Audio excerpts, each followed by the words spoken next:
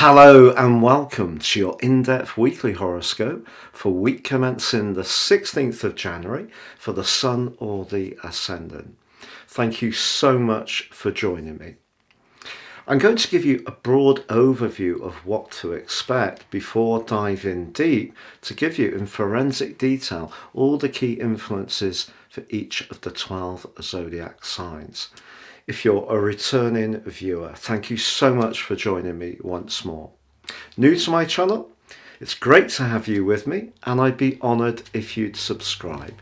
Please click or tap on the bell notification symbol. Now this week is very powerful. The Sun is side by side with Pluto for the whole of this week, but across two different zodiac signs. And this is very symbolic because for the last 15 years, Pluto has been making its way through the sign of Capricorn. Capricorn is very much about the established order, big business, big government, big organisations, but big money. Now, the sign of Aquarius is much more about the collective, but also individuality. There's a duality in the sign of Aquarius. Pluto is about transformation. And because it's getting to the end of its journey in Capricorn, which is going to happen basically in 3 stages, it will finally move fully into the sign of Aquarius on the 19th of November 2024. But of course it goes there for 11 weeks this year, 38 weeks in the following year. And what we're seeing is a big shift. And that really starts to show itself this week. This is why this week is so potent.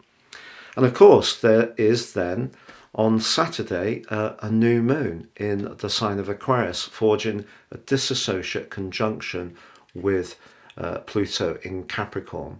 But that Plutonian energy can reveal secrets. It's also about deep power that's not necessarily very obvious. It can be about more sinister activities, of course. This week also sees Mercury go direct on Wednesday, Uranus direct on Sunday, but Mercury doesn't emerge from its post-retrograde shadow until the 7th of February. But it does forge a beautiful alliance with the North Node this week, which can be helpful, but a much less helpful one with Mars. Mars now going forwards in the sign of Gemini is quite an impatient, direct energy when it comes to communication, which Mercury governs. So Mercury in the more business-like sign of Capricorn is just saying in this quincunx with Mars that we need to be very sure that we're not jumping to conclusions, making hasty assumptions, or even expressing ourselves in rather an impatient way. Also, from the middle of the week to the end of the week when they become exact, Venus edges into a conjunction with Saturn. Because they're both in the sign of Aquarius, this can be a real test for certain relationships.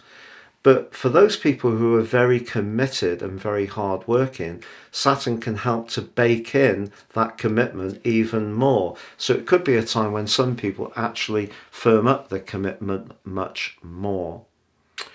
But the key to this week, of course, Mercury going direct and Uranus going direct, is that energy will start to move.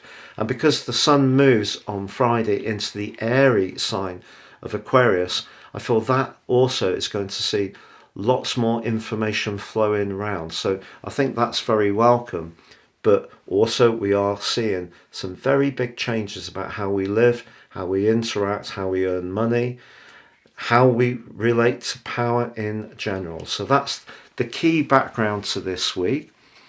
If you would like to learn more about natal astrology rather than just this zodiac forecast, if you give me 3 pieces of personal birth data of time, date and place of birth, I can produce a 12-month forecast for you that's totally unique to you.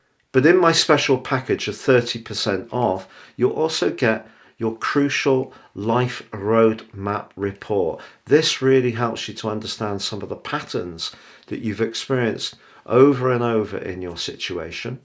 Perhaps some of these have been quite challenging, others have given you real opportunities. If you get a more intimate understanding of those, you can steer your moves more successfully going forwards.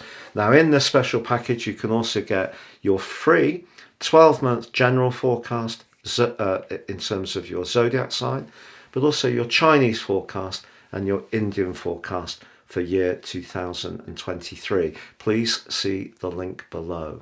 So Cancer, your week commencing the 16th of January sees Mercury goes forwards in your sector of relating, but it's still in that discordant angle to Mars.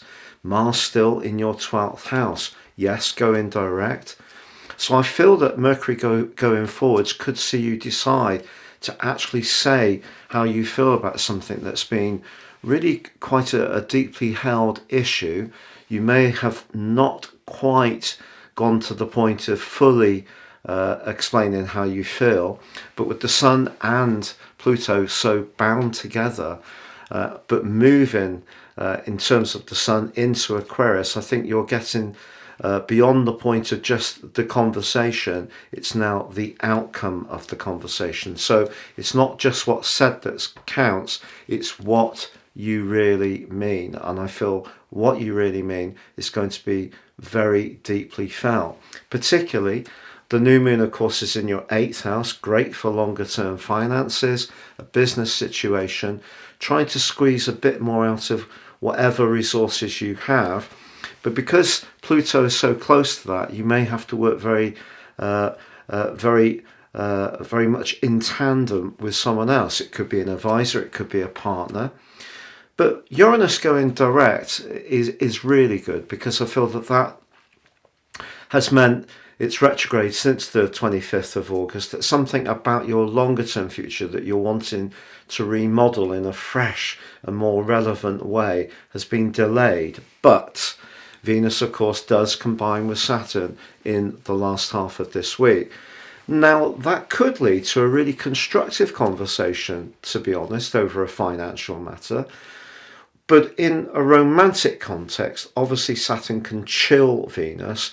So for you, I think it's a bit like all or nothing. You're wanting someone to be very committed, very all in, very invested in the same way you are, or perhaps it's a case of you're wanting to move on. It sounds dramatic, but actually the percentage of people who might want to move on with this is probably lower than those can actually celebrate the benefits of this week.